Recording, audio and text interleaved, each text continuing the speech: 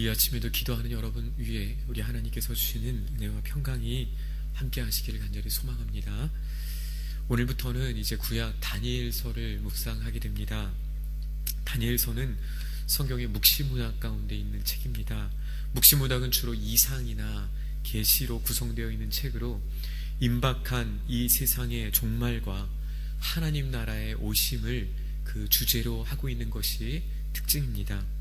묵시문학은 주로 바벨론 포로 시대 이후에 심한 박해와 위기의 때에 기록되었습니다. 그 이유는 정치적으로 억압받고 또 종교적으로 박해받는 상황 속에서 이 땅의 역사에서 소망을 잃어버린 사람들, 가능성을 다 빼앗겨버린 모든 억눌린 사람들이 희망을 회복하고 또 그 희망을 잃지 않고 다가올 하나님의 나라를 바라보면서 현재의 모든 어려움을 잘 극복하게 하는 것이 바로 이 묵시문학의 특징이고 또 목적이기 때문입니다. 다니엘서가 기록된 목적도 바로 그와 같습니다. 인간 역사에 대한 하나님의 절대 주권과 이방 신들에 대한 하나님의 우월성을 보여주면서 이제 그리스도의 재림으로 성취될 종말론적인 나라를 또한 한편으로 계시하면서 핍박과 포로 생활의 서름, 그리고 나라를 다 잃어버리고 그리고 폐허가 된 그 땅을 살아가야 될 그들을 위로하고 또 나아가 오늘날 이 말씀을 읽는 그리스도인들에게 참된 소망을 주시기 위해 기록된 책입니다. 다니엘서는 전체 12장으로 1장에서 6장까지는 비교적 역사적인 사실에 근거해서 다니엘을 중심으로 이루어졌던 역사적인 일들을 기록하고 있고 7장에서 12장 마지막까지는 여러 가지 꿈이나 환상이나 계시 등의 성경 상징적인 방법을 통해서 이루어진 예언의 말씀들이 주로 나오고 있습니다. 다니엘서 그래서 전체를 통해 찾을 수 있는 주된 내용은 마지막 때 종말에 관한 것입니다. 다니엘서 1장은 본서 전체의 서론 부분으로 본격적인 이 말씀이 시작되기에 앞서 이 예언의 전달자이며 신실한 신앙의 사람이었던 다니엘에 대한 소개가 먼저 나오고 있습니다. 주전 605년 바벨론의 왕 느부갓네살은 갈그미스 전투에서 이 애굽을 무찌르고 수리아와 팔레스타인 당시 고대 근동의 패권을 전체를 다 장악하게 되었습니다. 그리고 그 안에 있었던 아주 작은 나라였던 이스라엘, 특별히 이 유다인들을 포로로 끌고 갔습니다. 느부갓네살은 포로 중에서도 이 갈대아의 학문을 가르쳐 왕궁에서 일을 할 사람들을 뽑게 했습니다. 바로 거기에 다니엘과 그리고 하나냐, 미사엘, 아사랴가 뽑혔습니다. 3절과 4절 말씀을 보니 이들은 왕족과 귀족 출신으로 흠이 없고 용모가 아름답고 모든 지혜를 통찰하며 지식을 통달하며 학문에 익숙한 사람들 중에 하나였음을 알 수 있습니다. 바벨론의 느부갓네살 왕은 다니엘과 이 세 명의 친구들과 같은 당시에 이 피지배 국가의 출신이었지만 그러나 이들 중에서 자기의 나라와 또 자기의 제국을 위해서 일할 사람들을 뽑았고 그리고 그들을 특별한 대우를 해주면서 그들을 훈련시켰다라는 것입니다. 오늘 본문에는 3년 동안 그들을 바벨론식의 훈련을 받게 했음을 기록하고 있습니다. 다시 말해 이들은 자신의 정체성과 또 신앙마저도 완전히 뒤바꾸어지는 그런 철저한 압박 가운데 놓이게 되었다라는 것입니다. 이 느부갓네살 왕이 첫 번째로 한 일이 무엇입니까? 먼저 다니엘과 세 친구들의 이름을 바꾼 것입니다. 다니엘의 이름의 뜻은 하나님은 재판관이시다. 그리고 하나냐는 여호와께서 은혜를 베푸신다. 미사엘은 누가 하나님이신가? 아사랴는 여호와께서 도우신다 라는 이름의 뜻을 가지고 있습니다. 이렇게 하나님의 이름을 높이고 또 하나님의 이름만 고백하는 여호와 하나님의 그 위대하심만 고백하는 그 이름들을 어떻게 바꾸어 놓았습니까? 이들의 이름을 오늘 본문에서와 같이 벨드사살, 그리고 사드락, 메삭, 아벳느고라는 바벨론이 섬기던 우상들의 이름으로 바꾸어 놓았습니다. 오늘 1장은 세상 문화와의 관계에서 우리 그리스도인이 어떠한 자세를 취해야 할 것인지를 우리에게 또한 보여주고 있습니다. 이 다니엘과 3명의 친구들은 그들의 이름을 바꾸었고 그들의 이름을 바꾸는 것을 어쩌면 받아들일 수밖에 없었습니다. 그리고 이들은 바벨론의 이 학문을 배울 수밖에 없었습니다. 물론 그것에 동의해서가 아니고 그것을 원해서가 아니었지만 그러나 그들에게 주어진 현실을 그들은 받아들였습니다. 성경은 비록 다니엘과 친구들이 바벨론에 살고 바벨론의 학문을 배웠고 또 그들의 이름이 바뀌었지만 그럼에도 불구하고 철저히 그들이 하나님 중심으로 살았던 사람들임을 증거하고 있습니다. 다니엘은 오직 어떤 상황 속에서도 하나님께 충성하면서 이 2개의 나라 사이에서 살았다라는 것입니다. 세상은 우리의 외적인 조건들을 바꾸려고 많이 시도합니다. 그것을 통해서 궁극적으로는 우리의 내적인 정체성을 흔들어 놓으려 합니다. 마치 이름을 바꾸어 놓는 것과 같습니다. 하지만 다니엘과 그 친구들은 그들의 외적인 조건이나 상황이 내적인 정체성과 신앙을 뒤흔들 수 없음을 잘 보여주고 있습니다. 내적인 것이 중요하므로 외적인 것은 어떻게 해도 상관이 없다. 마음만 중요하므로 겉으로 드러나는 것은 아무런 필요가 없다라는 말이 아닙니다. 우리가 하지만 이 세상을 살아갈 때 우리의 마음의 중심이 어디에서부터 출발하는가?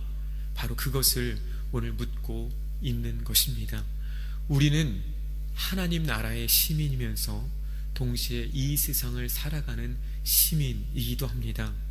비록 우리는 하나님의 법과 세상의 법 사이에서 때로는 고민해야 하고 때로는 선택해야 하는 순간이 있지만 우리는 이 2개의 나라를 함께 살아가라고 주어진 사명이 동시에 있음을 우리는 기억해야 할 것입니다. 그래서 예수님께서는 세금을 꼭 내야 합니까? 라는 그 질문 앞에 가이사의 것은 가이사에게, 하나님의 것은 하나님에게 라고 말하면서 우리가 하나님의 나라와 세상을 살아가는 2 시민임을 말씀하여 주셨습니다. 그러나 이 2 나라가 충돌할 때, 이 2 나라에서 선택해야 되는 순간이 있다면 우리는 마땅히 하나님의 나라의 시민으로 하나님의 나라의 법과 그 말씀을 따라야 하는 줄로 믿습니다. 어떤 면에서 다니엘이 싸운 것처럼 오늘날도 이러한 싸움과 도전이 우리들에게도 여전히 있습니다. 바벨론의 최후의 목적은 무엇입니까? 종교적인 동화고 신앙의 무력화였습니다. 그런데 이것에 대한 전략은 무엇입니까?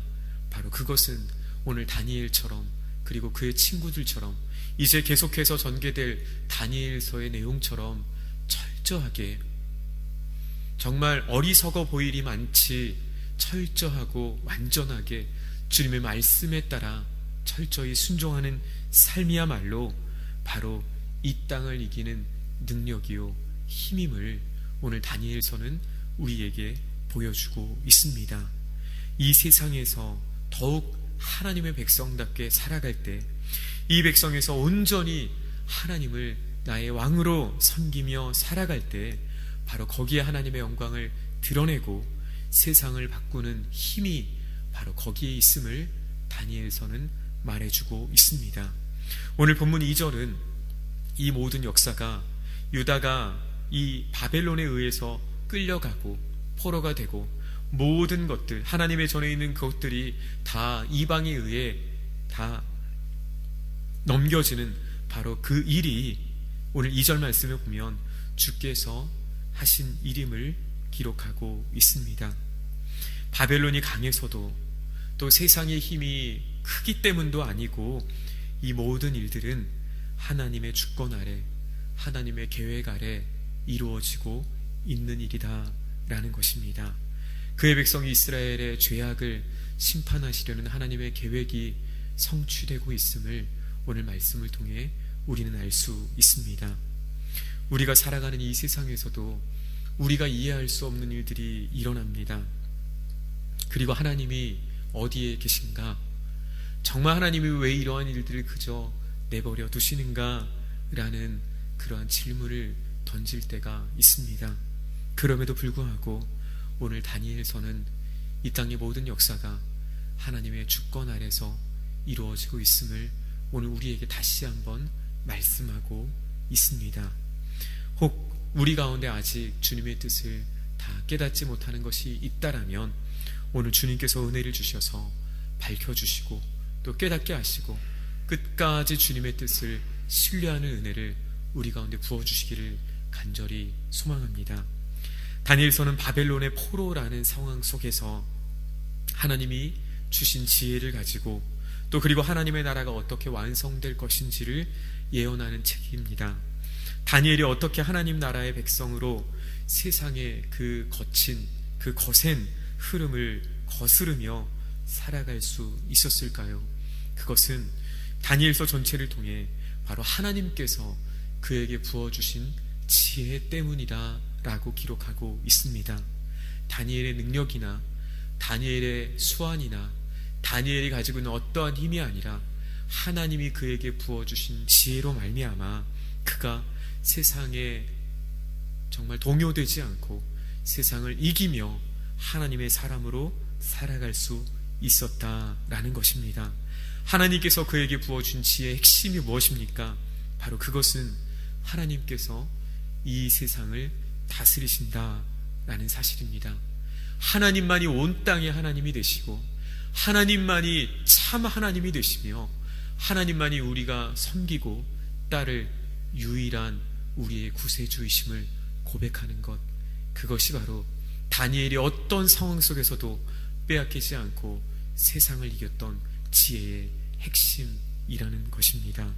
주 안에 사랑하는 여러분, 비록 나라가 사라지고 자신들의 신분이 보장되지 않고 아니 자신들의 목숨이 보장되지 않는 상황이 처해진다 하더라도 마치 하늘이 무너지고 땅이 꺼지는 것과 같은 그러한 경험과 그러한 상황이 있다 하더라도 하나님이 이 땅을 다스리시고 하나님이 나의 하나님이 되시고 하나님이 참 나에게 구원을 주시는 구원주이심을 나의 산성이요 방패임을 고백하는 자들, 바로 그런 지혜를 사는 자들이 하나님의 나라를 예비하고 하나님의 나라를 경험하고 그리고 하나님의 나라를 증거하는 주님의 통로로 살아가는 것, 바로 그것이 다니엘서를 통해 보여주시는 하나님의 말씀인 줄로 믿습니다.